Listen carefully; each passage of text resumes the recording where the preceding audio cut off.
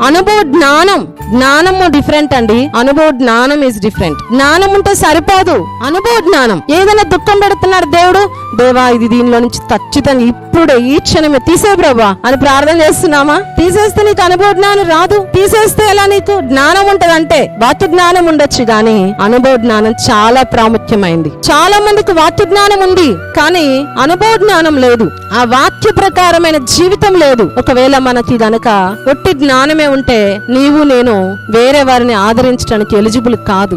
అనేకులను మనము మరి చేరదీయాలంటే, అనేకులను నడిపించాలి అంటే, అనేకులను బలపరచాలి అంటే నీకు నాకు కావలసింది అనుభవ జ్ఞానము. హల్లెలూయా. జ్ఞానం అంటే ప్రేమ రాదు, అనుభవ జ్ఞానం కావాలి మనకి. మనం పరిస్థితుల గుండా వెళ్ళాలి. వెళ్ళినప్పుడు దేవుడు మనల్ని ఎవరెవరైతే ఆ దుఃఖం గుండా వెళ్తున్నారో, ఆ పరిస్థితుల గుండా వెళ్తున్నారో వారిని ఓదార్చడానికి, వారిని అర్థం చేయించుకోవడానికి, వారిని ఆదరించడానికి, వారిని మరలా దేవుని ప్రేమతో సమకూర్చడానికి, దేవుని మార్గాలు నడిపించడానికి దేవుడు మనకి ఎంతో సహాయం చేస్తాడు అనమాట.